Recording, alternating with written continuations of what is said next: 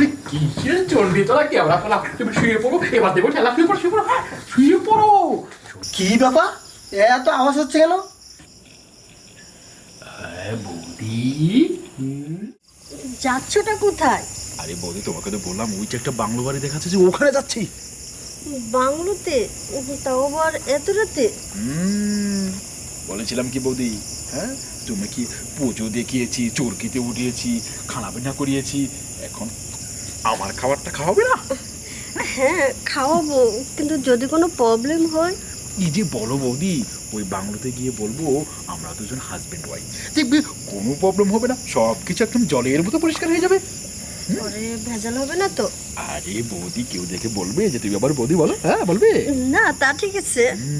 শোনো বেশি কথা বাড়িয়ে লাভ নেই, চলো বাংলোতে গিয়ে কাউকে একটু ঠকঠাক একটু নক করে দেখে আছে কিনা, চলো চলো। চলো, কি বলি বলো তো দেখে নি।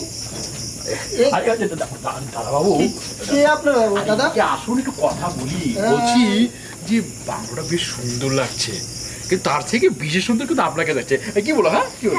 সেটা আমাকে সুন্দর লাগছে বুঝতে পারছি, কিন্তু আপনারা কেন এত রাতে আমার বাংলোতে কেন এসেছেন বলুন তো দেখিনি। দেখি দাদা বাবু, আগে শুনুন শুনুন, বিষয়টা হচ্ছে কি দাদা বাবু, যে এই দেখুন মানে আমার গিন্নিও বলেছিল যে একটু মেলায় যাবে, পুজো করবে, চক্রিতে উঠবে, সব তা মেলায় যান না, এখানে এসেছেন কেন এত রাতে? কি বল, কি মুশকিলে পড়লাম আমি। ওরা সেটাই তো বলছি যে আমাদের বাসাটা অনেক দূরে, সেই ক্যামেরা তোলা, এত রাতে যাবো কি করে? ওরা একটা লরি নেই, কুচি নেই, তাই ভাবলাম যে বাংলাটা যদি দেখা যাচ্ছে একটু রাতটা থাকতে দিন আপনার বাংলা। না না না বোধা, আমার এখানে রাতে থাকা যাবে না, বুঝতে পেরেছেন? আমি এখানে কাউকে রাখতে পারবো না।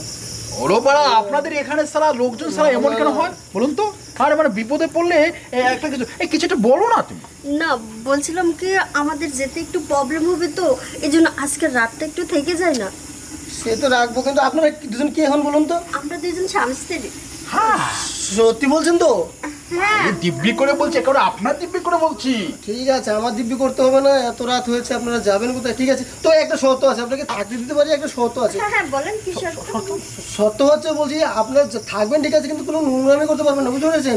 না না না না, আমরা কোনো নোংরামি করবো না। হ্যাঁ হ্যাঁ, আমরা তাহলে ঠিক আছে, একদমই হ্যাঁ পরিষ্কার। হ্যাঁ, তাহলে থাকতে পারবেন, কোনো নোংরামি করতে পারবেন না কিন্তু, বলে দিচ্ছি। বলছি দাদা একটু আমাদের রুমটা দেখে দিন। হ্যাঁ হ্যাঁ, চলুন রুমটা দেখিয়ে দিচ্ছি, আসুন বুঝি আসুন। সুন্দর বলেছো কিন্তু, চলো। এই দেখুন, এই দেখুন, দেখেছেন কত সুন্দর মোলায়েম বালিশ, বুঝতে পেরেছেন? কি সুন্দর নরম তক্তকে, বুঝতে পেরেছেন? আর এই যে দেখুন শিমুলতলা বালিশ, বুঝতে পেরেছেন? দাদাবাবু মা এরই বলছি, আপনারা যা করুন নোংরামি করবেন না, অনেক কষ্ট করে এগুলো যত্ন করে আমি বানিয়েছি, বুঝতে পেরেছেন? কি করে বলছি নোংরামো করে কাটবো? হ্যাঁ হ্যাঁ, দেখুন এত নরম তুলতুলো বালিশ, দেখতে পাচ্ছেন? আপনাকে বলছি শুনুন, নোংরামো করার অভ্যাস আমার একেবারেই নেই। যেমন আমাদের বাসায় যে নোংরামো, বাসায় তো যেটা সেটা সেটা ভালো, বুঝতে পেরেছেন। না করলে সেটা ভালো, সেজন্য আপনাদেরকে দিলাম। আমরা কিন্তু কাউকে থাকতে দিই না, বুঝতে পেরেছেন? আপনারা বিপদে পড়েছেন বলে এত রাত্রে থাকতে দিলাম। ঠাকুর দেখে এসেছেন এত রাত্রে, মা আশীর্বাদ দেখি তো আপনাদের উপর থাকুক, আপনারা থাকুন, আমি আসছি, ঠিক আছে? বলছি দাদাবাবু, পুরো ঝামেলা হবে না তো? কোনো ঝামেলা হবে না, এটা আমার নিজের বাড়ি, আপনারও নিজের বাড়ি মনে থাকতে পারেন। যেখানটা জল আছে, জল চাইলে জল পাবেন, ওখানটায় বাথরুম আছে, ঠিক আছে? কিছু লাগলে প্রবলেম হলে আমাকে বলবেন, আমি বাইরে পাশের রুমে আছি, ঠিক আছে? তাহলে থাকুন বৌদি, হ্যাঁ আসছি, আসছি দাদা, নমস্কার। হ্যাঁ, আরে বাবা, এত কথা বলে লোকটা। আরে কথা বলার বলুক, কিন্তু কাজটা তো হলো। বলছি বৌদি, তুমি যে এত সুন্দর অভিনয় করতে পারো আগে তো বুঝিনি। তোমাকে শুধু ইশারায় বললাম যে তুমি আবার ওই এরকম অভিনয় করবে, একবার টপাটপ সব বলে দিলে। হ্যাঁ ঠাকুরপো, তোমার সাথে থাকতে থাকতে না অভিনয় শিখে গেছে। বলছি যে আমি দরজাটা একটু লাগিয়ে আসি। ও হ্যাঁ হ্যাঁ, আগে দাও। থাকো। আচ্ছা দাদাবাবু আসছি, দুর্গা দুর্গা দুর্গা। চলে গেছে।